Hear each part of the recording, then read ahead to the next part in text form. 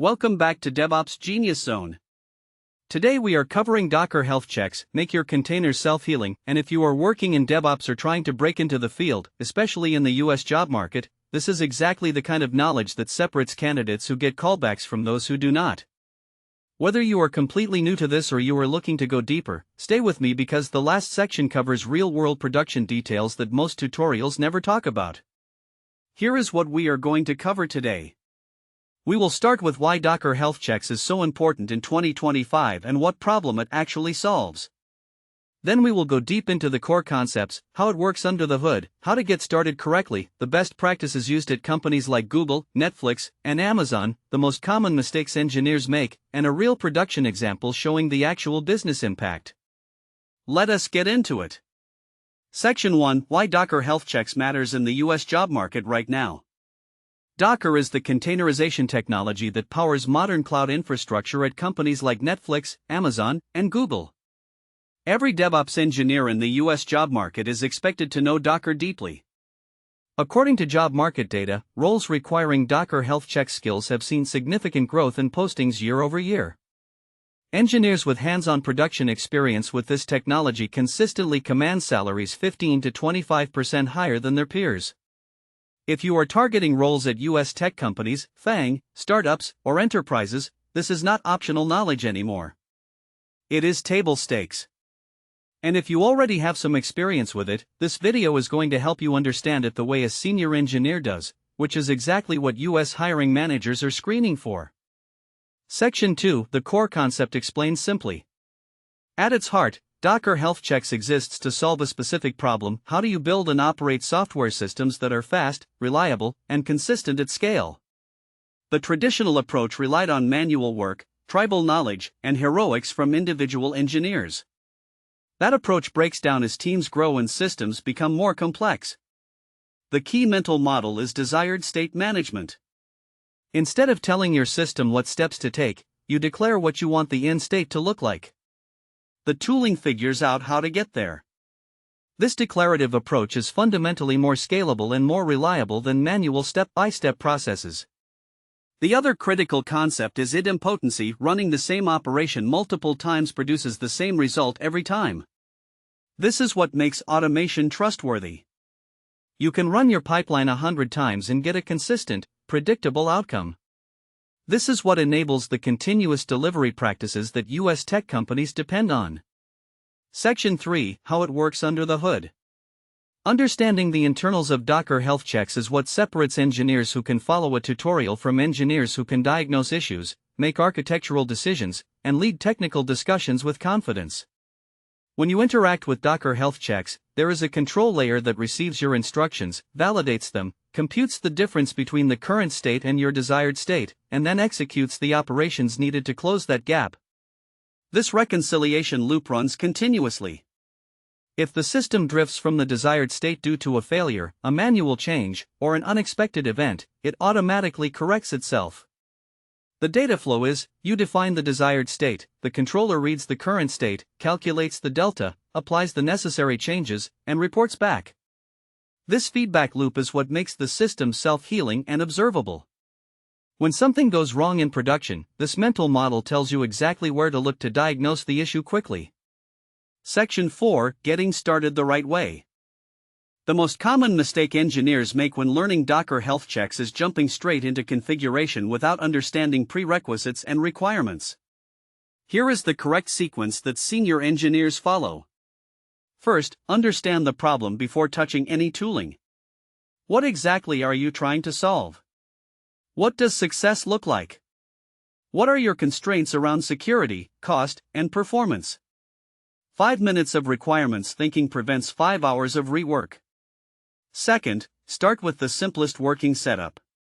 Get something running end to end before adding any complexity. Every layer of complexity you add before having a working baseline makes debugging dramatically harder. Third, version control every single thing from day one. Every configuration file, script, and infrastructure definition goes into Git with meaningful commit messages. This creates history, enables code review, and makes rollbacks trivial. Fourth, build observability in from the start.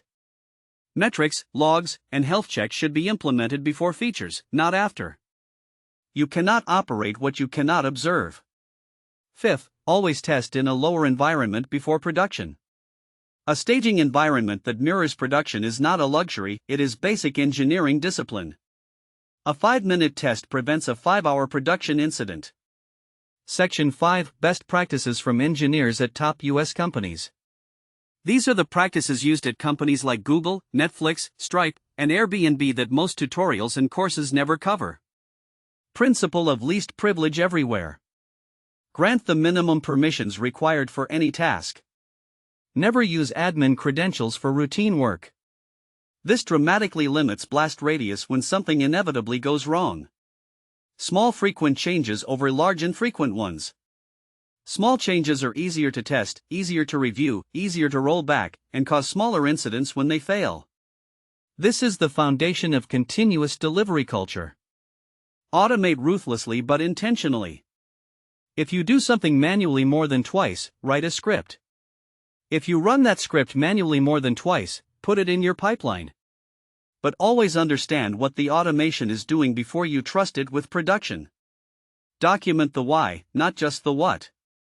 Your configuration files show what you are doing. Your documentation and runbooks need to explain why you made specific choices. That context becomes invisible to anyone reading the code in 6 months. Monitor your automation as carefully as your applications. CI/CD pipelines, deployment systems, and infrastructure automation all need alerting. Silent failures in automation are particularly dangerous because no one notices until something breaks in production. Section 6, Common Mistakes and How to Avoid Them. Mistake 1, Skipping the planning phase. The urge to start building immediately leads to rework, technical debt, and architectural decisions that are painful to reverse. Mistake 2, Treating security as an afterthought. In the US, regulatory requirements, compliance audits, and the cost of breaches make security-first thinking essential from day one. Mistake 3, Not handling failures gracefully. Every automated step needs error handling. What happens when the network is down? When a resource already exists? When a dependency fails? Build for failure from the beginning. Mistake 4, Over-engineering before you have real requirements. Build the simplest thing that solves the problem. Complexity should be earned through demonstrated need, not anticipated in advance. Mistake 5, Not testing your automation. Automation code needs tests just like application code. Untested automation is a liability in production. A real-world production example. Let me give you a concrete scenario from the US enterprise world. A company with 15 microservices was spending 4 hours per week on manual deployments, experiencing environment inconsistencies between development and production, and losing an average of 45 minutes per incident trying to determine which change caused the problem. After properly implementing Docker health checks, following exactly the principles we covered today, manual deployment time dropped to 0. Environment consistency issues were eliminated because everything was defined as code in version control. Mean time to resolution during incidents dropped by 65% because every change was tracked, auditable, and instantly reversible. That team went from reacting to problems to preventing them. That is the real value of mastering Docker health checks. Not just the technical implementation, but the career and business outcome, faster delivery, fewer incidents, smaller on-call burden, and engineers spending their time on work that matters. To summarize, Docker health checks is critical in the 2025 US DevOps job market. The foundational concepts are desired state management, the reconciliation loop, and idempotency.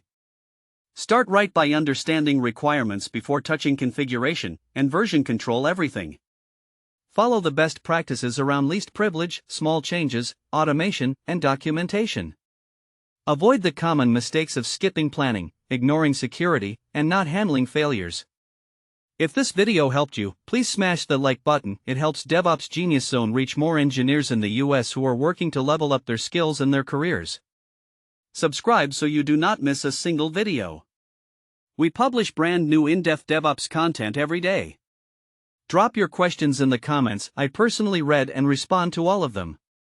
See you tomorrow.